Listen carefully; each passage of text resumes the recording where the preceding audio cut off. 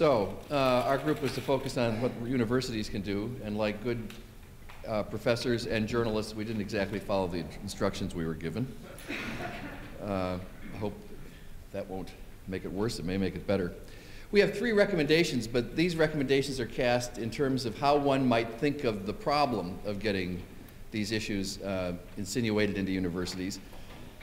Some of them, there were issues that were raised yesterday, of course, some by my own illustrious president, of the problem of getting people involved and so forth, credit hours and all of that, but we didn't get into that. Ours are more largely philosophical. So here are the 3. The first is that each school, and indeed each professor, is going to need to find ways to do this, their own way to do this, that it ought to be sui generis and that they need to put their own imprint on it. And in fact, there's a lot to be said at this stage in the development of these kinds of programs to let 100 flowers bloom. Everyone knows that Stony Brook has done a terrific job and it's provided a great foundation. But it's also a good opportunity for us to begin to think about other ways that we can tackle the problem.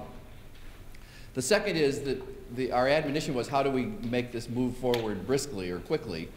But in fact, we would argue that thinking about it moving forward quickly is probably not the best way to think about it because of the way things work in academic settings. Now, that's not to say that some things can't be done quickly. Certainly, a professor can think of creating a special topics class, and we were talking yesterday, for example, about how easily that can be done for an honors program and so forth.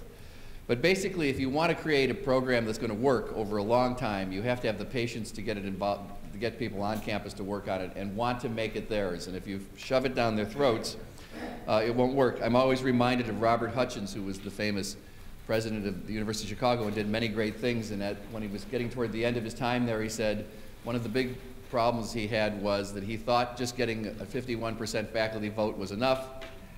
But in fact, 51% is never really enough. You need to get people who really want to be involved if you're going to make it sustainable. Otherwise, you've got 49% who are waiting until they get the other 2% to do something else and change it. And the third is that you really need to have a combination. You need to think about this, a combination of what Howie really has here, which is a president, senior administrators who want to do this, and people who are in the implementing end of it who want to do it. To really be successful, you have to have a kind of combination of upper administration support and lower administration enthusiasm. And you have to find a way to get that done. And that leads to what is our really one suggestion for the $1 million, but it has several working parts. The first is that, I'll just frame this for you. We recommend a broad-based approach to getting new models for looking at media and news literacy in a variety of academic settings.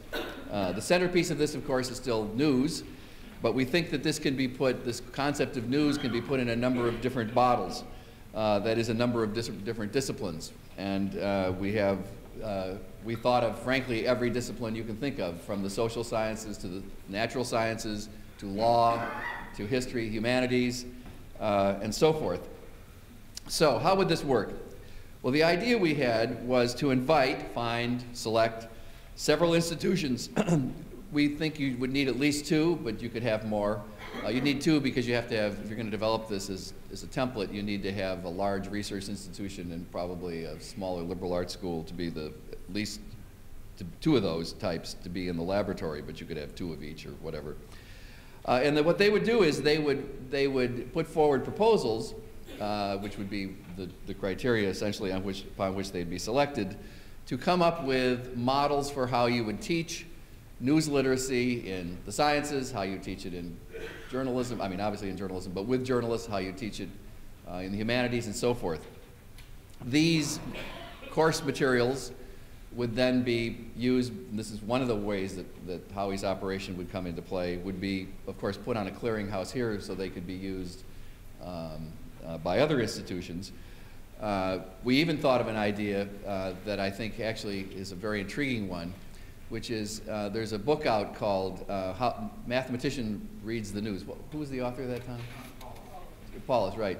But what if you had similar small books that were called How Scientists Read the News, How Historians Read the News, It could be a very interesting series of little booklets that would help people in various disciplines use this. The animating idea behind this, of course, is that you want to get as many people as possible to think about creating news literacy, and enlisting people across the curriculum is a way to help get this done.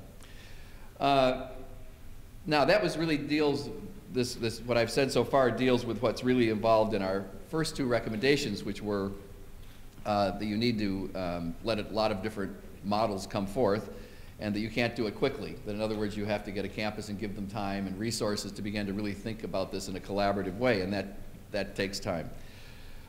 We have a third recommendation that goes with this, and I guess you could say it has two parts.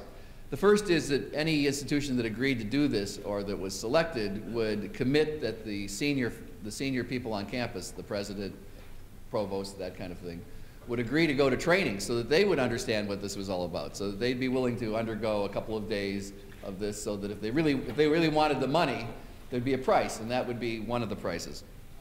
The other idea that was suggested, and I think it's also a very good one, is that there are a number of venues for university presidents and provosts where they get together collectively.